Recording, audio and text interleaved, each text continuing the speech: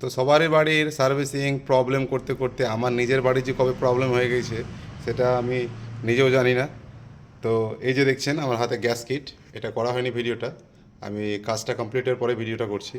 এই gas kit leakage হয়ে গেছে, ফেটে গেছে, মানে দেখিয়ে দিচ্ছি কোন জায়গাটা ফেটেছে। এভাবে দুদিন চলেছে, এই যে এতে টেকে জল টিকে। তো আমি একটা নতুন গ্যাস কিট নিয়ে এসেছিলাম, সেটা লাগিয়ে দিলাম। তো দেখুন এই যে গ্যাস কিটটা,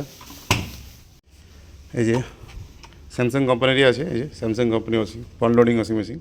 এই যে নতুন গ্যাস কিট লাগিয়ে দিলাম, এই যে পুরো গ্যাস কিট নতুন লাগিয়ে দিলাম। ওটার হয়েছে কি, এই জায়গাটা লিক হয়ে গোটা বাড়ি একদম এদিক দিয়ে জল ভরতে পড়তে পড়তে পড়তে পুরোটাই ঘরে জল ঢুকে যাচ্ছে। এই যে কতটা ফাটা।